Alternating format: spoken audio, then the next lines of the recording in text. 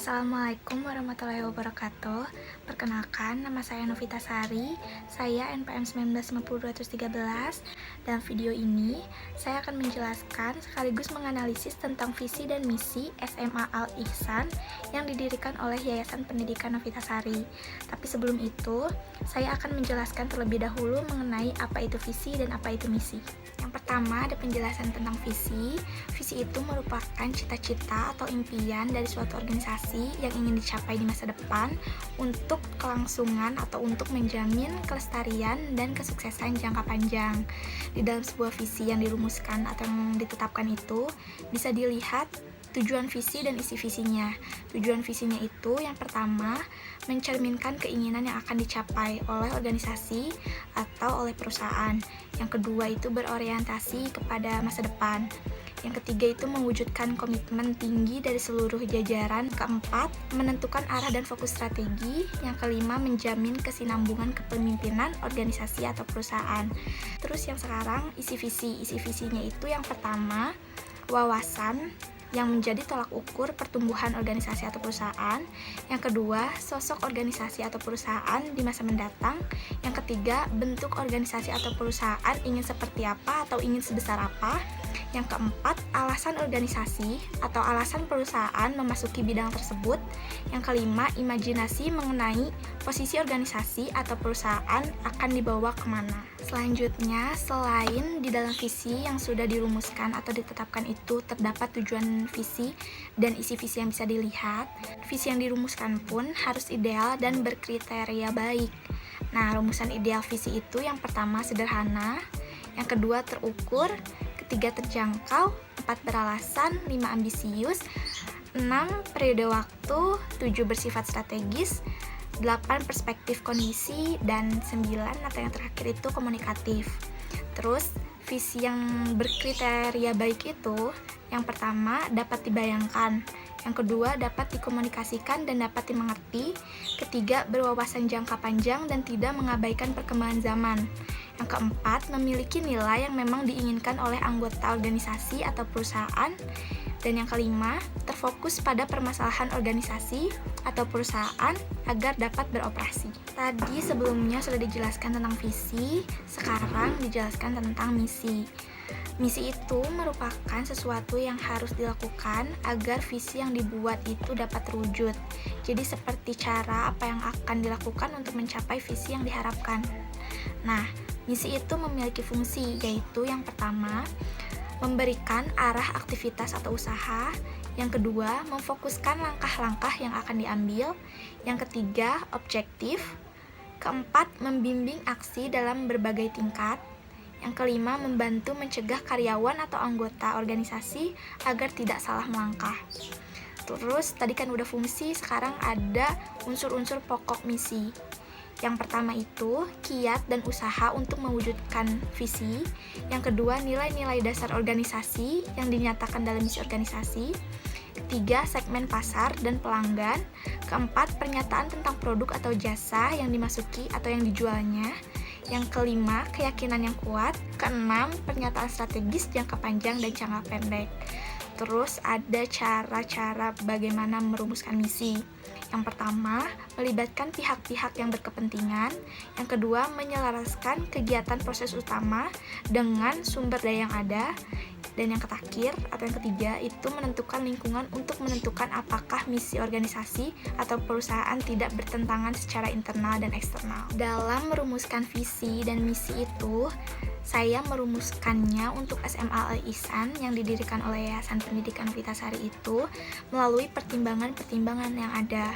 Dan pertimbangan yang saya gunakan dalam merumuskan visi dan misi ini itu berupa analisis SWOT. Di mana dalam analisis tersebut, saya menganalisis bagaimana kekuatan dan juga kelemahan yang dimiliki oleh sekolah atau disebut faktor internal sekolah. Juga menganalisis peluang dan juga ancaman yang nantinya akan dimiliki oleh sekolah atau disebut sebagai faktor eksternal sekolah. Selanjutnya, setelah dari analisis SWOT itu, saya menganalisis dan menyusun pula strategi-strategi berdasarkan kuadrannya, misalkan dari segi SO atau dari segi kekuatan dan peluang. Terus juga dari segi ST, kekuatan dan ancaman, WO, kelemahan dan peluang, dan WT, kelemahan dan ancaman. Setelah analisis SWOT, terus penyusunan strategi, barulah dirumuskan visi dan misinya. Selanjutnya, ada visi dan misi dari SMA Al-Ihsan yang sudah dirumuskan dan ditetapkan. Visinya itu menjadi sekolah Islami yang cerdas, unggul, dan bermutu pada tahun 2025 dengan berlandaskan IMTAK dan IPTEK. Terus ada juga misinya itu yang pertama, menghasilkan lulusan yang beriman dan bertakwa kepada Allah Subhanahu wa taala, cerdas, unggul, bermutu, dan bersaing secara luas, bermanfaat bagi diri dan lingkungannya. Yang kedua, membangun lembaga pendidikan Islam yang bermutu dan berkualitas. Yang ketiga, menerapkan nilai-nilai keislaman dalam proses pembelajarannya. Yang keempat, melaksanakan pembelajaran dan pengembangan diri secara aktif dan efisien untuk menciptakan keunggulan di bidang IMTAK atau iman dan takwa, dan IPTEK atau ilmu pengetahuan dan teknologi. Misi yang kelima, menguasai dan memanfaatkan teknologi terkini dalam pembelajaran dan manajerial. Yang keenam, menerapkan manajemen yang transparan, amanah, profesional, dan islami.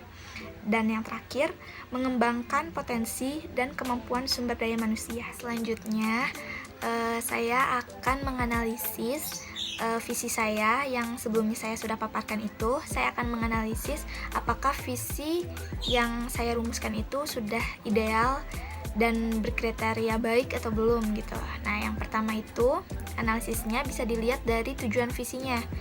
Dari visi yang dirumuskan itu, sekolah berkeinginan untuk menjadi sekolah yang cerdas, unggul, dan bermutu.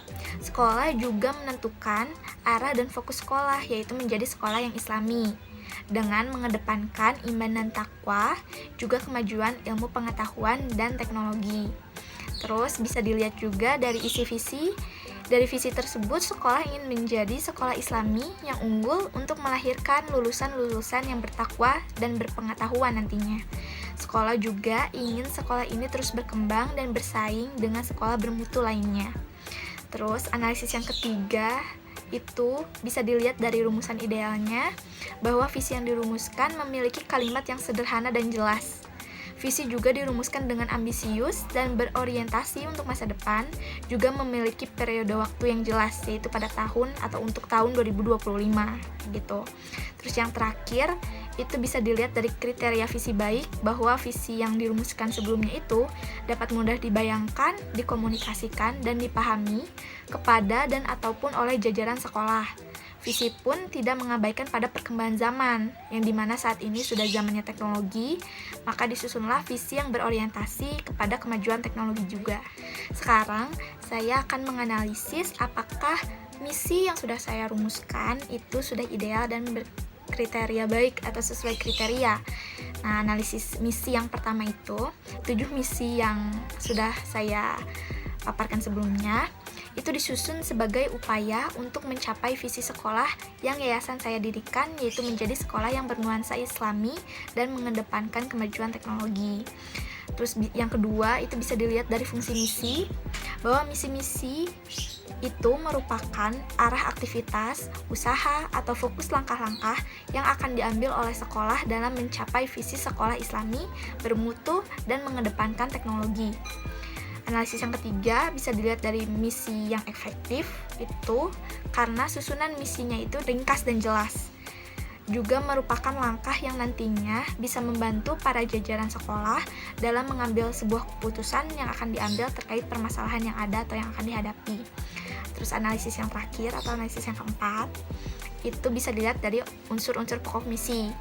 Nah, dari ketujuh misi yang disusun pun, terdapat pernyataan tentang produk atau jasa yang ditawarkan, yaitu sekolah akan melaksanakan pembelajarannya dan pengembangan dirinya itu secara aktif dan efisien untuk menciptakan keunggulan di bidang IMTAK atau iman dan takwa, dan juga IPTEK atau ilmu pengetahuan dan teknologi.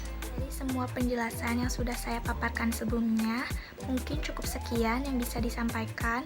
Semoga video ini dapat bermanfaat bagi yang melihatnya. Terima kasih. Wabillahi taufiq wal hidayah. Wassalamualaikum warahmatullahi wabarakatuh.